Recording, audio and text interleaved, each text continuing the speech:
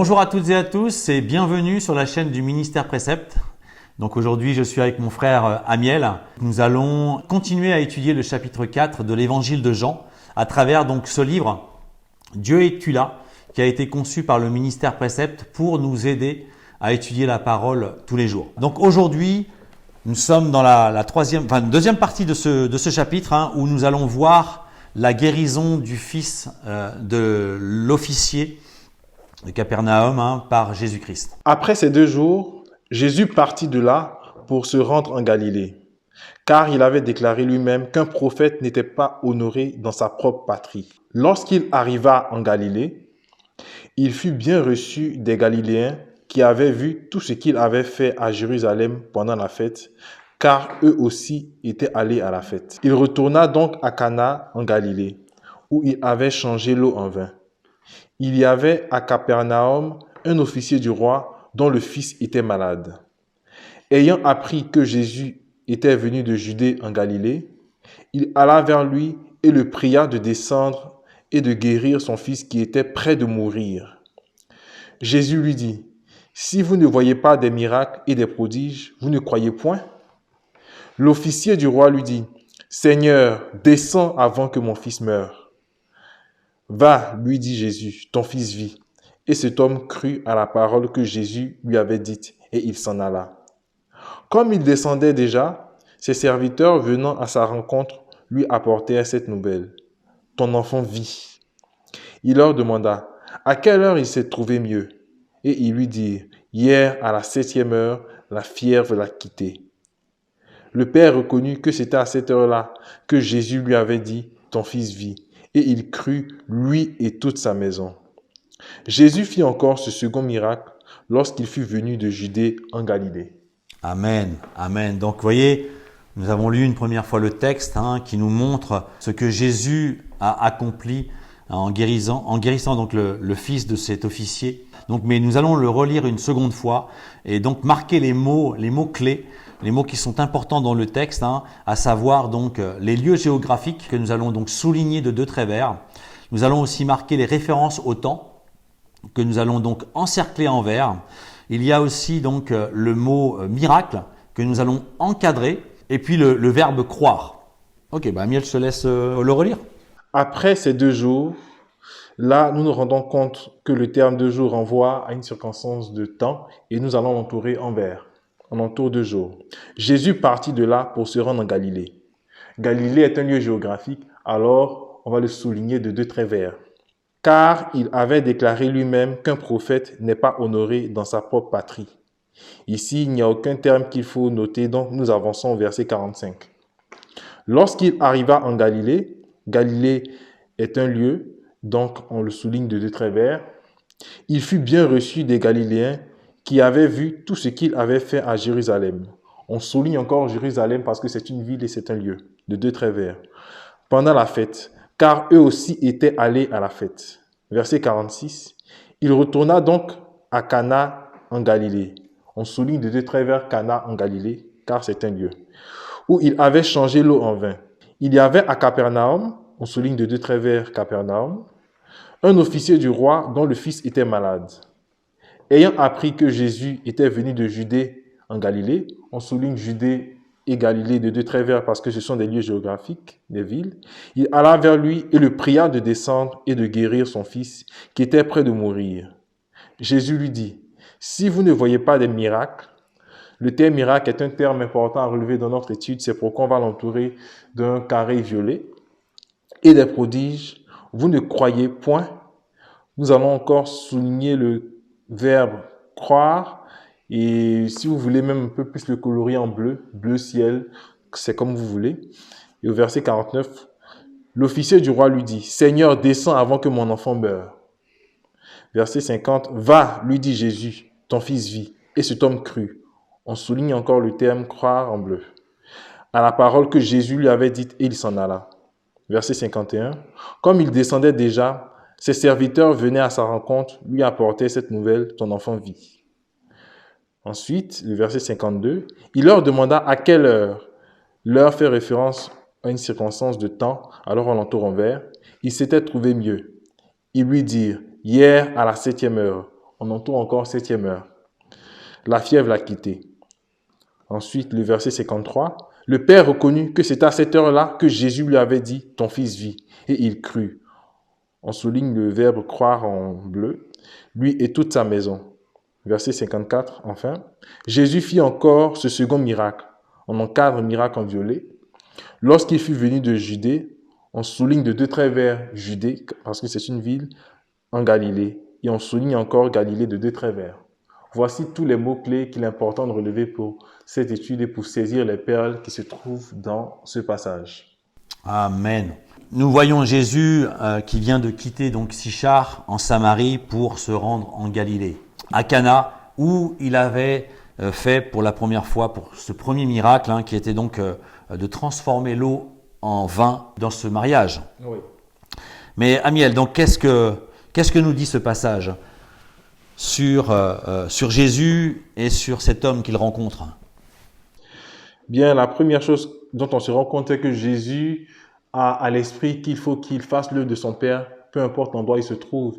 Et bien qu'il ait fait des incursions dans des endroits où il n'était pas forcément désiré, c'est-à-dire à Sychar, il est revenu quand même dans la République d'Israël, un peu plus en Galilée Et c'était important pour Jésus de pouvoir toujours revenir dans sa maison, même si il n'était pas toujours apprécié. Et donc, on voit que Jésus revient toujours vers les siens, puisque c'est sa mission. Et on se rend compte que lorsqu'il est revenu, il a reçu un bon accueil à cause des prodiges qu'il avait déjà réalisés.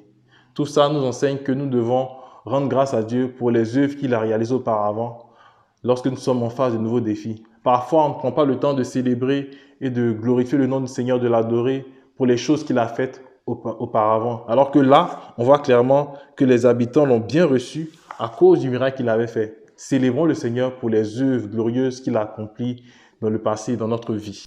Amen. C'est vrai que le verset 45, lorsqu'il arriva en Galilée, il fut bien reçu des Galiléens. Pourquoi? Parce que c'est vrai que lorsque Israël fête la Pâque, la Bible nous dit que le peuple d'Israël, et même les Juifs du monde, se rassemblent à Jérusalem pour célébrer cette fête de la Pâque.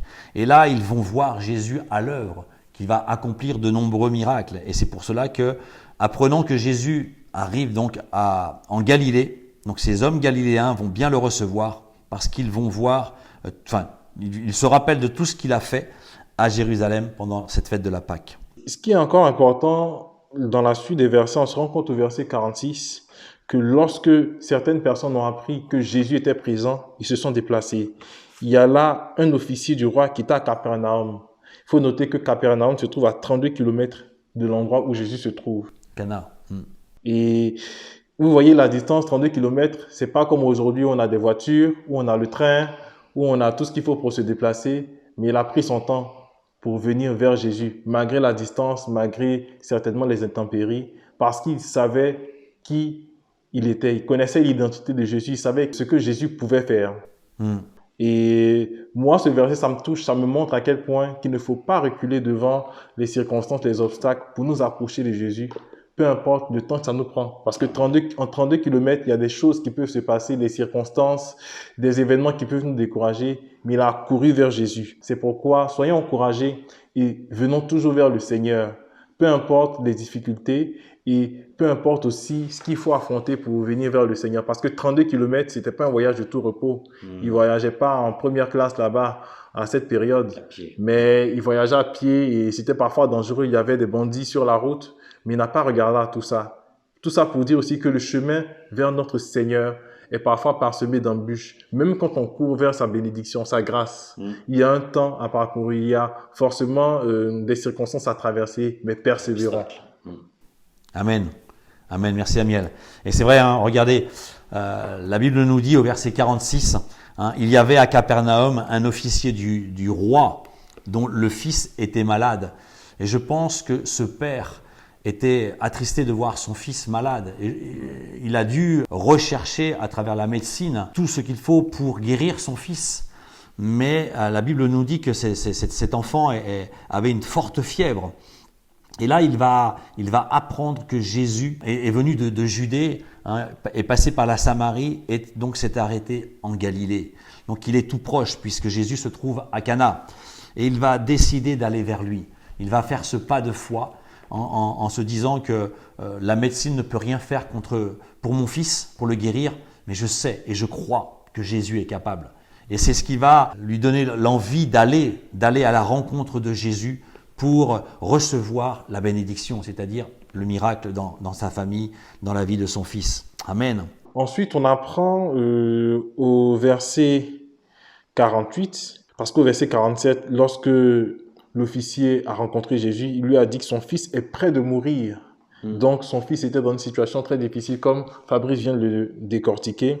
Quand cet homme énonce son besoin devant Jésus, Jésus lui dit: « Si vous ne voyez des miracles et des prodiges, vous ne croyez point. » Quelle réponse un peu glaçante, je trouve. Vous êtes à l'agonie, vous passez par une circonstance très difficile et Jésus vous dit: « Si vous ne voyez des miracles et des prodiges, vous ne croyez point. » Ça peut être une parole très dure, mais en réalité, ici, Jésus ne s'adressait pas à l'officier de manière directe, mais il s'adressait en fait au système de pensée que représentait l'officier. Beaucoup de personnes s'approchent du Seigneur et ne voient en Dieu que celui qui est capable d'apporter des solutions à leurs problèmes. Je veux un travail, je veux être riche, je veux me marier, je veux beaucoup de choses. Mais Dieu est celui qui est capable d'apporter au-delà de toutes ces choses. Il est venu pour sauver notre âme avant tout. Et Jésus voulait, au travers de cette parole, pointer cet aspect de plusieurs hommes qui s'approchent de lui juste pour leurs besoins. Beaucoup de personnes considèrent que Jésus, c'est un peu comme un supermarché où dès qu'on a besoin, on s'y rend et on se sert. Mais Dieu est venu pour plus que ça. Amen. Mais l'officier du roi, au verset 49, il ne s'est pas découragé. Il a dit: « Seigneur, descends avant que mon enfant meure. » L'officier du roi a montré à Jésus que c'est vrai que tu me réponds de cette manière et que cette parole a l'air d'être dure. Mais moi, je ne suis plus à cette étape de la vie. Je crois que tu es capable de guérir mon enfant. Il est vrai que tu es venu pour sauver mon âme. Mais guéris mon enfant d'abord. Et après, je croirai. C'est un peu une manière de répondre à la parole difficile que Jésus lui avait dite. Et on voit dans la suite que le Seigneur s'est glorifié. Amen. Le Seigneur s'est glorifié. Et c'est pourquoi parfois, si Dieu va tester notre foi lorsque nous sollicitons un miracle, il peut nous prononcer des paroles dures, il peut nous mettre à l'épreuve, essayer de savoir si on veut vraiment obtenir ce qu'on demande, si nous avons le courage et la détermination de tenir ferme. Sachez que cet officier avait déjà fait 32 km de route. Alors imaginez faire 32 km de route et on vous sert une réponse pareille. En principe, vous êtes refroidi. Mais cet officier était déterminé à recevoir sa bénédiction, à recevoir sa guérison. Et c'est pourquoi il a tenu ferme. Et malgré ce qu'on lui a dit, il a dit: « Seigneur, mon fils va mourir. Je veux que tu le guérisses. Je veux que tu puisses le visiter. » Amen, amen, amen, amen. C'est vrai que le verset 49, l'officier du roi va donc dire à Jésus que son fils est en train de mourir. Mais nous savons que Jésus sonde nos cœurs. Et il a sondé donc le cœur de cet homme. Et il a vu que cet homme était vraiment sincère et qu'il a recherché peut-être auprès de la médecine la guérison de son fils. Et n'ayant pas reçu cette guérison, il n'avait plus d'espoir. Et cet espoir, il l'a recherché dans la personne de Jésus. Parce qu'il a appris. Il a appris et il a peut-être vu tout ce que Jésus a accompli, tous ces miracles qu'il a accomplis pendant cette fête de la Pâque à Jérusalem. Et il va placer son espoir, son espérance en Jésus-Christ. Il sait que lui seul est capable. Aujourd'hui, dans nos vies, nous pouvons passer par des temps difficiles, par des épreuves difficiles. Peut-être par la maladie, par la perte d'un travail ou la perte d'un être cher. Voilà. Mais nous ne devons pas placer notre confiance en l'homme, mais la placer en Jésus-Christ. Parce que lui seul est capable de faire un miracle dans nos vies. Amen. Amen. Et c'est ce qu'il va faire dans la vie de cet homme, puisqu'il va lui répondre. Jésus l'a scanné spirituellement. Jésus a vu la condition de cet homme, mais a lu dans son cœur. Cet homme est désespéré. Cet homme va venir vers Jésus parce qu'il sait qu'il est la solution à son problème. Et il va placer sa confiance et sa foi en Jésus-Christ. Et il va recevoir selon sa foi. il va recevoir le miracle puisque Jésus va lui dire « Va ». Lui dit Jésus, ton fils vit. Waouh, amen. Recevant une parole comme cela de Jésus. Merci Seigneur. Oui, merci Seigneur. Merci amen. Seigneur. Effectivement, comme Fabrice l'a dit, le Seigneur a répondu à ses prières, à ses cris, comme quoi il ne faut pas se décourager. Et il faut faire preuve d'abnégation lorsque nous savons que le Seigneur a promis de nous visiter, de nous délivrer. Et face à cela, Dieu répond toujours favorablement. Lorsque Jésus lui a délivré cette réponse, l'officier est retourné. Mais sur le chemin, peut-être que, en temps normal, lorsqu'on vous dit que votre requête est accordée et que vous ne la voyez pas, parce qu'il était à 32 km de son domicile, et Jésus lui a dit que tout est accompli. Il a cru et il est reparti, mais il n'a pas encore touché le miracle. Et c'est ça qui est étonnant. Il repart le cœur en paix, tout en n'ayant pas vu ce qui s'est passé. Mais qu'est-ce que la foi? La foi, c'est croire avant de ne pas avoir vu. Il a considéré que la parole de l'Éternel allait s'accomplir sans même qu'il ne puisse toucher cette réalité du bout des doigts. Et c'est ce que ce passage nous incite à faire. Lorsque le Seigneur nous répond favorablement, lorsque nous mettons notre confiance en lui, en sa parole, nous devons croire que cela est accompli et nous le verrons s'accomplir. Et il pouvait douter parce que qui nous dit que Jésus allait le guérir là à l'instant? Qui nous dit que Jésus allait réaliser ce miracle là maintenant? Il est retourné chez lui. Et il a gardé cette parole. Peut-être qu'en chemin, il a dû peut-être lutter un tout petit peu avec ses pensées pour dire, bon, cet homme m'a dit que mon fils est guéri, mais bon, à l'époque, il n'y avait pas WhatsApp. On ne pouvait pas faire d'appel vidéo pour vérifier, est-ce que l'enfant va bien? Non, pas du tout. Il était seul. Mais il est reparti confiant qu'il en sera fait comme Jésus l'avait dit. Et il était récompensé parce que sur la route, il a rencontré un serviteur. C'est marqué au verset 51. Comme il descendait déjà, ses serviteurs venant à sa rencontre lui apportaient cette nouvelle, ton enfant vit. Je me pose la question, qu'est-ce qui a incité ses serviteurs à venir à sa rencontre? Quelle est cette coïncidence divine? Parce que imagine Fabrice, 32 km de route, je te dis, bon, le Seigneur m'a parlé, ça s'est réalisé, je ne l'ai pas encore vu, mais je le crois. Tu peux avoir des petites luttes, mais heureusement que Dieu vient au secours de notre foi, il envoie les serviteurs et les serviteurs le rassurent sur le fait que son enfant est effectivement guéri. Waouh, c'est puissant. Ouais, mais c'est vrai que, voyez, cet homme a reçu donc de la part de Jésus cette parole comme quoi son fils est guéri. Parfois, Dieu aussi peut nous parler à travers sa parole, peut nous apporter une guérison dans nos cœurs. Mais ce qui est important, c'est de croire. Vous savez, nous devons être des hommes et des femmes de foi. Et nous ne devons pas laisser le diable nous mettre de mauvaises pensées. Lorsque Jésus a dit à cet homme que son fils vivait, cet homme a cru. Durant son retour jusqu'à Capernaum, il a gardé cette parole dans son cœur, la parole de Jésus comme quoi son fils était guéri. Et vous savez, je pense que le diable a dû l'attaquer dans ses pensées. Il a dû, comme il l'a fait auprès de Ève, lorsque le serpent est venu auprès de Ève et qu'il lui a dit « Est-ce que Dieu a réellement dit cela ?» Lorsque Adam a parlé à Ève sur ce que Dieu avait dit à Adam. Vous voyez, le diable, ce qu'il veut, lui, c'est détruire. Ce qu'il veut, c'est empêcher que nous puissions entrer dans notre bénédiction. Et je pense qu'il a dû mettre de mauvaises pensées, des pensées négatives dans l'esprit de cet homme, de cet officier, pour qu'il n'ait pas cette bénédiction. Mais la Bible nous dit qu'il a cru jusqu'au bout. Il a cru. Et c'est pour cela que lorsque Dieu nous donne une parole, serrons-la dans notre cœur. Gardons-la parce qu'elle est cette source de bénédiction dans nos vies. Parce que tous ceux et celles qui pratiquent la parole, qui la mettent en pratique, reçoivent de Dieu la bénédiction. Amen. Amen. Et cet homme va recevoir cette bénédiction, puisque comme tu l'as dit, hein, et comme la parole aussi de Dieu le dit, ceux de sa famille sont aussi venus à sa rencontre. Et donc, dans la discussion, ils se sont aperçus que l'heure où cet officier a reçu cette parole de Jésus était la même heure où le Fils a reçu la guérison. Amen. Donc, nous voyons par cela le miracle de Dieu dans la vie de cet homme, dans la vie de son Fils. Et c'est ce que Dieu aussi désire faire dans chacune de nos vies. Ouais. Mais gardons cette foi, croyons que Dieu peut accomplir des miracles dans nos vies. Amen. Amen. Et comme tu l'as dit, lui et toute sa maison ont cru, comme quoi La Bible dit, j'aime bien cette parole de l'apôtre Paul qui dit que je n'oserais rien mentionner que Dieu n'ait fait par moi pour amener les païens à la connaissance de Christ par la puissance du Saint-Esprit, par des prodiges, par des miracles, par des actes, par des œuvres.